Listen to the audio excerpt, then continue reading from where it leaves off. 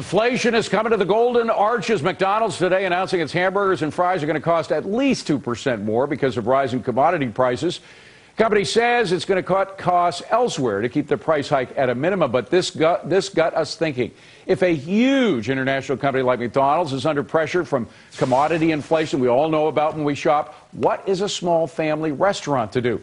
London Lennie started as a simple fish and chips stand back in 1959. Now, more than 50 years later, London Lennie's is an award-winning seafood restaurant in the Queens district of New York. And we welcome tonight's small business spotlight, London Lennie's owner and operator, Les Barnes. Les, good to see you. Good to see you. Thanks for being here. Thank you. By the way, we got a picture of some of the stuff you serve there. Yep. And on the right is a lobster roll. Yep. You don't serve lobster meat anymore all the time, do you? No, we used to. Well, we put on, when the economy started to go bad a few years ago, we put a price-fixed dinner on. We call it seafood on a shoestring. And we wanted to entice the customers to come in for value and, you know, something that was inexpensive. And we had an $18 lunch with a lobster roll on it. But because the price of lobster, it was, by the way, people might remember, we had a couple of lobster fishermen on a couple of years ago when it was cheap, but the prices came back up again quickly. Yeah, the prices have gone back up, and you know, we're looking to be more profitable. Like you had said about McDonald's trying to cut expenses elsewhere, we felt that we could no longer afford to keep a lobster roll on a discounted price. So you replace it with crab meat. Right. We have a beautiful Jonah crab meat, comes out of Maine. It's great tasting Very crab. similar taste. Yeah, sweet, wonderful. And it was less for us to put on the menu, and we could make it actually look better on the plate. Just a comparison here, this is what we can serve for $18 in lobster, and that's what we can serve for $18 in crab meat. A lot more. Now, we were talking before you came in. I used to work in restaurants quite a bit as a waiter, worked in the kitchen, etc. During downtimes, restaurants are always one of the first hurt because you can always cut back on going out to a restaurant. You were just getting back on your feet from this recession, and boom, commodity prices go back up again. This is a double whammy, isn't it? Yes, it is. It's been hard. You know, we were very lucky to put on these seafood on a shoestring menus, but now we have to struggle against the higher food cost. And, you know, that's the next big challenge for us. And we've already gone to So how do you do, I mean, this is one example, but you can't always, you know, substitute crab meat for lobster meat, for example. We've gone to our vendors. You know, fish, you know, you can't shop for fish. You're either buying the best or you're just not buying it.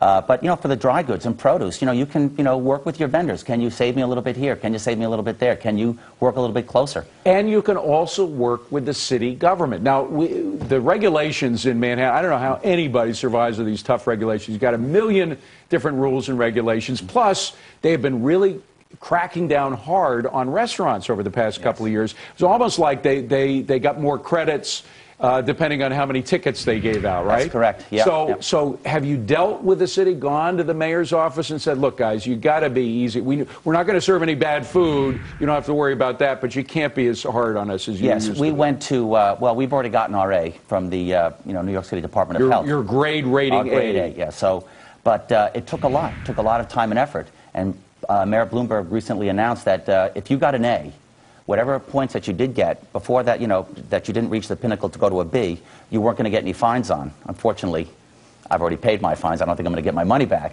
But it's good that the mayor has recognized how expensive it is for a restaurant to maintain that A and what we have to do to maintain it. And that he's going to say, well, listen, if you get an A, no fines. By the way, if you get a B rating, that doesn't mean that the food's going to make people sick, right? No, no, no. I mean, that's just that, you know, you don't have the salt shakers filled to the brim, et cetera. Well, it could be food temperatures. There's a lot of different things that go into an inspection. There's the facility, there's equipment, there's But have you been able to work with the regulators? Are they more accommodating? Yes, knowing your situation? you know, this is the biggest change that they've made. And the judges, when you go to the tribunals for the health department, they've been very fair and very understanding of what we've had to do to, you know, to comply with the health department regulations. Well, we hope you weather this storm. You've weathered a lot in 55 years. Les Barnes, London's Lennie's. If you come to New York, you got to go to Queens. Where exactly is it? What's We're at 6388 Woodhaven Boulevard in Regal Park. God bless you, Les. That's where I'll bar around. Thank you very much. And there's still time to vote. 369-249. Your answer straight ahead.